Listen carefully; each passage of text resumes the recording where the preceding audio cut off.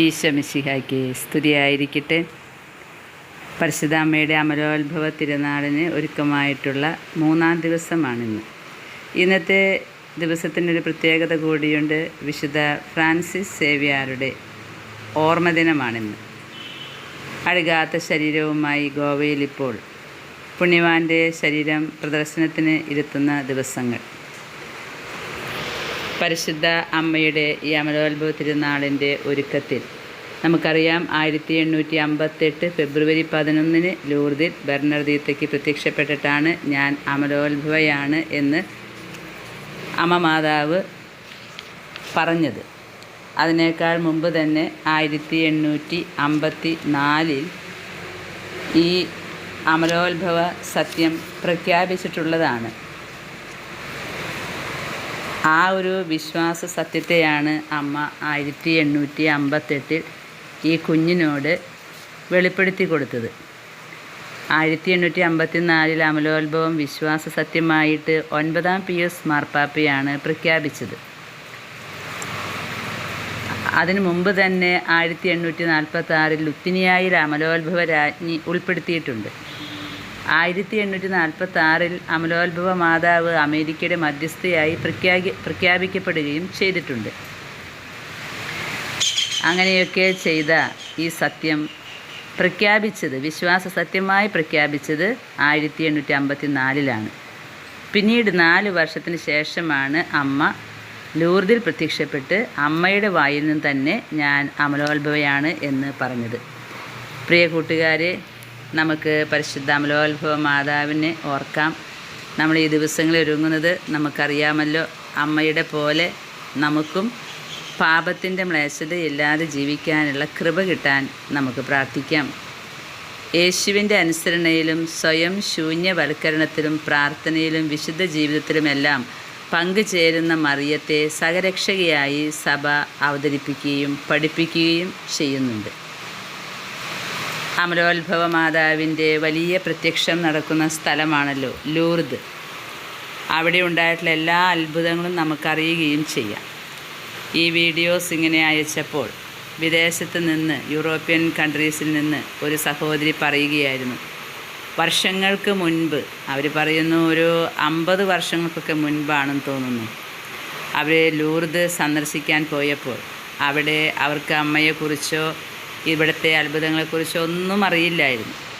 അപ്പോൾ അവർ ഈ മാതാവിൻ്റെ രൂപം കണ്ടപ്പോൾ ഇങ്ങനെയാണ് വിചാരിച്ചത്, നല്ല ഭംഗിയുള്ളൊരു സ്ത്രീ, അല്ലാതെ അവിടെ ആരാണ് എന്താണെന്നുള്ളതൊന്നും അറിയാതെ ഒരു ടൂർ പോലെ പോയതാണ് അവർ. അങ്ങനെ ഇരിക്കുമ്പോഴാണ് അവിടെ റോസാ പുഷ്പങ്ങളുടെ ഒരു കൂട്ടം കാണുന്നത്. അപ്പോൾ സെക്യൂരിറ്റികളുടെ കണ്ണൊക്കെ വെട്ടിച്ച് വെറുതെ 2 പുഷ്പം എടുത്തു എന്നാണ് പറയുന്നത്. പിന്നീട് അവർ പറയുകയാണ്, ആ പൂവ് അവരുടെ അമ്മയ്ക്ക് കൊടുത്തു. വർഷങ്ങളായി ആസ്തമ രോഗത്താൽ വലയുന്ന അമ്മയുടെ രോഗം പൂർണ്ണമായി മാറിയെന്ന്. വീണ്ടും അവരൊരിക്കൽ കൂടി ഈ ലൂർദ് വിസിറ്റ് ചെയ്തു എന്ന്.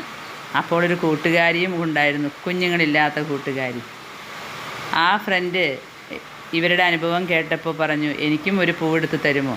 പക്ഷേ അത് വർഷങ്ങൾക്ക് ശേഷമായിരുന്നു. അപ്പോൾ അവിടെ ഭയങ്കര സെക്യൂരിറ്റിയായി, ഒരു ടൂറിസ്റ്റ് മോഡലൊക്കെയായി. പണ്ട് ഈ ഈ സഹോദരി ചെല്ലുമ്പോൾ അത് ശരിക്കും ഒരു പുണ്യപ്പെട്ട സ്ഥലമെന്ന് തോന്നിയിരുന്നു. ഇപ്പോൾ അത് എല്ലാവരും വന്ന് ലൂർദിൽ വന്ന് കാണുമ്പോൾ അത് ടൂറിസ്റ്റ് പോയിൻ്റ് പോലെ തോന്നുമെന്നാണ് ആ സഹോദരി പറയുന്നത്. എങ്കിലും അവർ ഇങ്ങനെ നടന്നുകൊണ്ടിരിക്കുമ്പോൾ ഈ പൂവിൻ്റെ കാര്യം ഫ്രണ്ടിനോട് പറഞ്ഞിട്ടുണ്ടായിരുന്നു. അപ്പോൾ അവർ പറഞ്ഞു, ഞാനും എടുക്കട്ടെ പൂവ്. പക്ഷെ 3 പ്രാവശ്യം അവർ പൂവെടുക്കാൻ ശ്രമിച്ചപ്പോൾ സെക്യൂരിറ്റികൾ ഓടിച്ചു വിട്ടു. അങ്ങനെ സങ്കടപ്പെട്ട് നിന്നിട്ട് ഇദ്ദേഹത്തോട് പറഞ്ഞു, നിങ്ങൾ പോയിട്ട് എടുത്തു കൊണ്ടുപോയെന്ന്. അങ്ങനെ ഇവർ ചെന്നപ്പോൾ അവിടെ ഒരു സെക്യൂരിറ്റി ഉണ്ടായില്ല. പൂവെടുത്തു, അവരിങ്ങോട്ട് കൂളായിട്ട് പോന്നു അത്ര. ഇന്ന് രാവിലെ അവർ വിളിച്ച് പറഞ്ഞ കാര്യമാണ് കേട്ടോ. അങ്ങനെ ആ പൂവ് ആ സഹോദരിക്ക് കൊടുത്തു. പ്രിയ കൂട്ടുകാരെ, ഇപ്പോൾ കുട്ടികളുമായിട്ട് വളരെ സന്തോഷത്തിൽ കഴിയുന്നു എന്നാണ് പറഞ്ഞത്. നമുക്ക് ഈ അത്ഭുതകരമായ ഇടപെടലുകളൊന്നും വിശ്വസിക്കാതിരിക്കാൻ പറ്റില്ല. വിശ്വസിക്കാതെ ഇരിക്കാനായിട്ടൊരിക്കലും പറ്റില്ല. കാരണം നഗ്ന നേത്രങ്ങളിൽ ലൂർദിൽ നടക്കുന്ന അത്ഭുതങ്ങൾ കണ്ടാൽ അവിടെ അമ്മ വന്നിട്ടുണ്ട് എന്ന് ആർക്കും മനസ്സിലാക്കാം. അവിടുത്തെ ആ അത്ഭുതകരമായ വെള്ളം അതെന്തുമാത്രം സൗഖ്യങ്ങളാണ് കൊടുത്ത് മനുഷ്യമക്കൾക്കായിട്ട് അമ്മ അനുഗ്രഹങ്ങൾ കൊടുക്കുന്നത്. പ്രിയ സഹോദരങ്ങളെ, 8-ാം തീയതി അമ്മയുടെ അമലോത്ഭവ തിരുനാളിന് ഒരുങ്ങുമ്പോൾ നമുക്ക് പ്രാർത്ഥിക്കാം. മാതാവേ, ഞങ്ങളുടെ ഹൃദയവും പാപമില്ലാത്ത അവസ്ഥയിലാക്കി തീർക്കണമേ. കുഞ്ഞുങ്ങളെ പോലെ ആകാനാണല്ലോ ഈശോ പറഞ്ഞിരിക്കുന്നത്. നമുക്ക് അമ്മയോട് പറയാം, ഞങ്ങളെയും കുഞ്ഞുങ്ങളെപ്പോലെ ആക്കണമേ എന്ന്. പരിശുദ്ധ അമലോത്ഭവ മാതാവിന് നമുക്കിന്ന് ഒരു കിരീടം സമർപ്പിക്കാം ജപമാല ചൊല്ലി. അതുപോലെ അമ്മയുടെ അമലോത്ഭവ ഹൃദയ ജപമാലയും ചൊല്ലി മാധ്യസ്ഥം ചോദിക്കാം. ഒപ്പം ക്രിസ്തുമസിന് വേണ്ടിയുള്ള ജപവും 40 നന്മ നിറഞ്ഞ മറിയമേ എന്ന ജപവും ചൊല്ലണേ. ഇതെല്ലാം ഞാൻ ഇന്നലത്തെ വീഡിയോയിൽ പോസ്റ്റ് ചെയ്തിട്ടുള്ളത് കൊണ്ട് വീണ്ടും റിപ്പീറ്റ് ചെയ്യുന്നില്ല. നിങ്ങളത് തന്നെ നോക്കിയിട്ട് ജപമാലകൾ ചൊല്ലി ഒരുങ്ങണം.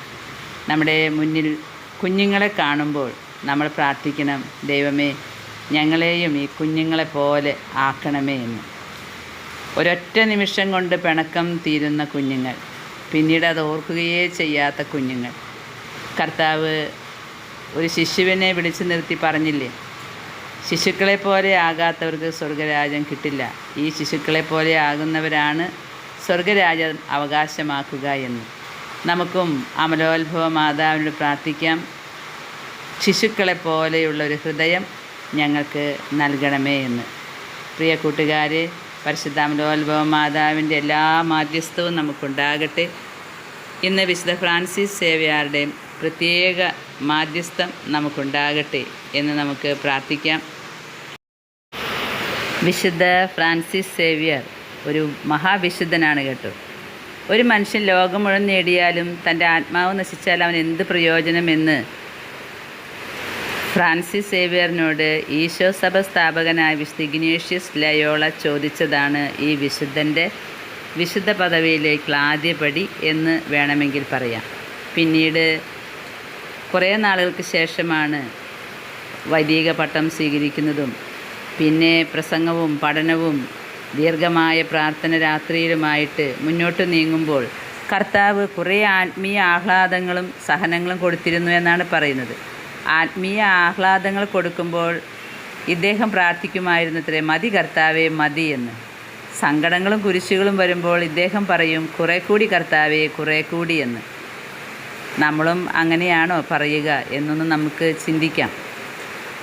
പിന്നീട് ക്രിസ്ത്യാനികളെ ആക്രമിക്കാനായിട്ട് തിരുവിതാംകൂർ മാർത്താണ്ഡവർമ്മ രാജാവിനെ വാടകാസ് തിരുവിതാംകൂർ മാർത്താണ്ഡവർമ്മ രാജാവിനെ ആക്രമിച്ചപ്പോൾ വിശുദ്ധൻ ഒരു കുരിശും കയ്യിൽ പിടിച്ച് ഏതാനും ക്രിസ്ത്യാനികളോട് കൂടെ ചെന്ന് ഇനി മുന്നോട്ട് നീങ്ങരുതെന്ന് പറഞ്ഞപ്പോൾ ഈ പടയാളികൾ മടങ്ങി എന്നാണ് പറയുന്നത്. പ്രിയ കൂട്ടുകാരെ, വിശുദ്ധ ഫ്രാൻസിസ് സേവ്യർ നമ്മുടെ രാജ്യത്ത് ഇപ്പോഴും സാന്നിധ്യം തന്ന് അവിടെ കിടക്കുകയാണ് എന്ന് നമുക്ക് ഓർക്കാം. എനിക്ക് ആത്മാക്കളെ തരിക, ബാക്കിയെല്ലാം അങ്ങെടുത്തോളൂ എന്നാണ് ഈശോയോട് പറയുന്നത്. ആത്മാക്കളെ മതി.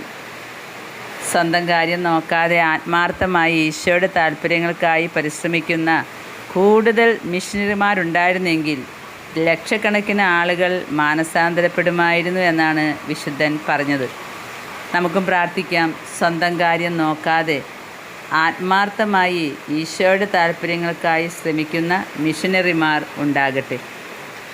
ഇദ്ദേഹത്തിൻ്റെ കരങ്ങൾ കൊണ്ട് 50,000-ലേറെ ആളുകളെ മാമോദീസ മുക്കിയിട്ടുണ്ട് എന്നാണ് പറയുന്നത്. വലിയ വിശുദ്ധനാണ്, വലിയ വിശുദ്ധൻ. പ്രിയ സഹോദരങ്ങളെ, പരിശുദ്ധ അമ്മയുടെ തിരുനാൾ ദിനങ്ങളിൽ നമുക്ക് ഈ വിശുദ്ധനോടും മാധ്യസ്ഥം വഹിക്കാം. സ്വന്തം താല്പര്യങ്ങൾക്ക് വേണ്ടി ജീവിക്കാതെ ആത്മാക്കളുടെ രക്ഷയ്ക്കായിട്ട് ജീവിക്കാൻ. കുരിശിൽ കിടന്ന കർത്താവ് അതല്ലേ ചോദിച്ചത്? സേവ് സോൾസ് എന്നല്ലേ പറഞ്ഞത്? ആത്മാക്കളെ നേടിത്തരൂ, രക്ഷിക്കൂ, അവർക്ക് വേണ്ടി സഹനങ്ങൾ ഏറ്റെടുക്കൂ എന്ന്. നമുക്ക് ഈ ബോധ്യങ്ങൾ മനസ്സിൽ വെച്ചുകൊണ്ട് അമ്മയോട് പ്രാർത്ഥിക്കാം. അമ്മ മാതാവേ, പാപമില്ലാത്തൊരു ഹൃദയം കിട്ടി ഈശോയ്ക്ക് വേണ്ടി ആത്മാക്കളെ നേടാനുള്ളൊരു ഹൃദയം ഞങ്ങൾക്ക് നൽകണമേ എന്ന്. ദൈവമാതാവ് നമുക്കായി പ്രാർത്ഥിക്കട്ടെ. അമ്മയുടെ എല്ലാവിധ മാധ്യസ്ഥവും അനുഗ്രഹങ്ങളും നമുക്കുണ്ടാകട്ടെ എന്ന് പ്രാർത്ഥിച്ചുകൊണ്ട് ആമേൻ.